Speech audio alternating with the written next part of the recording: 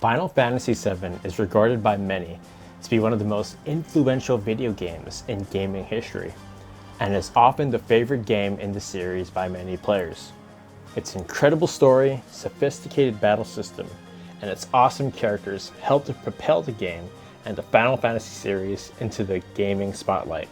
One character in particular, Tifa Lockhart, is not only one of the most key characters to the main story's plot, but she is one of the most popular characters ever since her debut in the game, with her popularity only growing more in some of her appearances after the Final Fantasy VII game, in the films Final Fantasy VII Advent Children and Advent Children Complete respectively, and in Kingdom Hearts 2. Due to her popularity and increased popularity, she would also make appearances in other Final Fantasy titles such as World of Final Fantasy Explorers, Mobius Final Fantasy Record Keeper, and even featured in the game Puzzles and Dragons as part of their Final Fantasy collaboration event.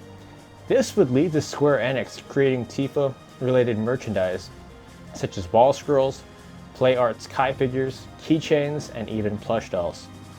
She's also a pretty popular cosplay choice among Final Fantasy fans. In this video, I'm going to talk about some Tifa Lockhart facts and trivia that you may not know about. Fact number 1. Her and Aerith were actually really good friends, despite both being involved in the love triangle for Cloud, and also being heavily debated about it by the fans till this day. When Aerith is captured by Song in Midgard on Disc 1, Tifa expresses concern for Aerith's safety and is clearly worried. And when Cloud gets to become a pro dolphin trainer with Mr. Dolphin, Tifa and Aerith seem to be sharing quite a bit of girl and girl chatter here, probably talking about yours truly, Cloud Strife. When Aerith is killed by Sephiroth, you can see Tifa clearly being sad and crying after her death. And in the sequel, Final Fantasy VII Advent Children, she wears a pink ribbon to honor and remember her friend in the movie. Fact number 2. She is the only known student of Zangan. Zangan was her martial arts teacher that taught her to be the martial arts master she is today, and possibly his only one.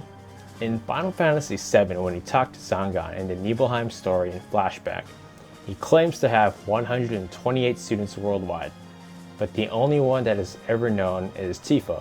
And after doing some research, I can only find Tifa as a student, so he may only have just one student. Fact number 3. She is the second and only person to wield the Masamune besides Sephiroth. In the Nibelheim incident, Sephiroth goes on a rampage and kills nearly all the town folks and burns the city down. One of the victims is Tifa's father.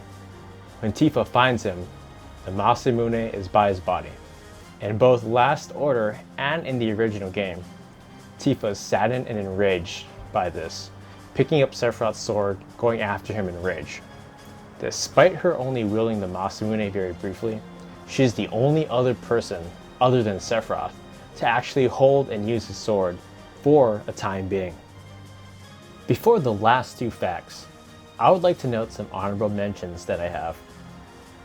Tifa along with Cid are the only other characters to participate in the Gold Saucer minigames.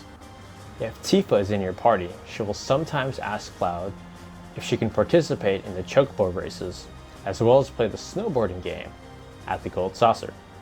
If Tifa and Cid are both party members at the same time, however, Tifa will always take the lead over Cid, and she will always ask to play in those games over Cid.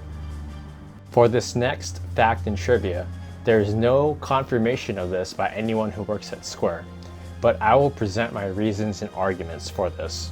Tifa was more than likely the inspiration of the character Orlha in Chrono Cross. Back in the 90s, Squaresoft, before becoming Square Enix, was killing it in terms of great JRPGs. Chrono Trigger, Final Fantasy VI, Legend of Mana, Parasite Eve, Xenogears, and of course Final Fantasy VII, to name a few. Coming out in 1998 in Japan, Chrono Cross was the sequel to Chrono Trigger and featured over 40 different playable characters. One of these characters, Orlha, resembles Tifa quite a bit. To start off, they are both martial artists and fight with their body. Tifa's mother passed away at a young age, so she grew up only with her father. Oroha was separated from her mother and sister in an unknown tragedy, leaving only her growing up with her father. So they're very similar. Another interesting to note is that her sister is named Tia, and she's also a martial artist. I mean, come on. Tia and Tifa. They are also around the same age and height. Because the Final Fantasy VII Ultimania and any Final Fantasy Ultimania can be quite wacky, there's no real confirmation of Tifa's exact height. But given all the information we are known and given, Tifa's height is around 5'4" to the 5'6" range, and is 20 years old in Final Fantasy VII and 22 in Final Fantasy VII Advent Children. According to her profile in Chrono Cross, Oroha is 5'5" and 23 years old. The last thing that they had in common is that they both own a bar and restaurant. Tifa owns and runs Seventh Heaven, and Oroha heads the bar at Goldove in Chrono Cross. With all of my honorable mentions out of the way, I'd like to move on to fact number 4. Her final design in Final Fantasy VII Advent Children was based off of her Japanese voice actress Ayumi Ito. There is no doubt in my mind that recreating all the characters from Final Fantasy VII into modern CGI was very difficult. Tifa's original hairstyle was cropped due to difficulties animating her long hair, as well as problems that arose due to its dark color and lighting. Takeshi Nozue had difficulty developing a framework for Tifa's body that was balanced yet showed off her feminine qualities. Her outfit was redesigned with emphasis on expressing her physical qualities while being pleasing to the eye.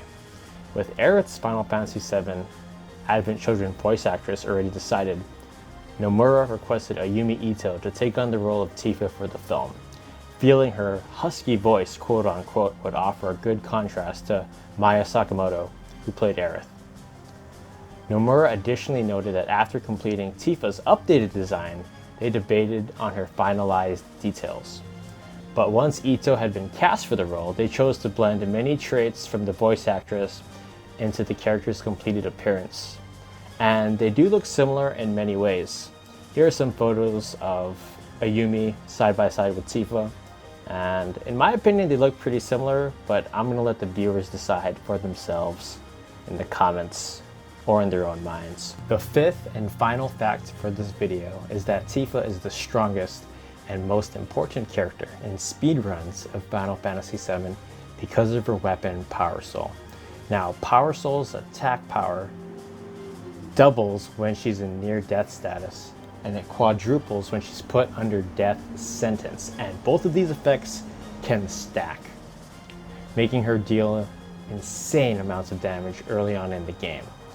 Some of you may have known these facts, but for the most part, I don't think most of the Final Fantasy community knows this about Tifa. I thought these were interesting, and are there any other facts that you know about Tifa that weren't listed in this video? Write them down in the comments section below, and as always, thank you for watching, and see you on the next one.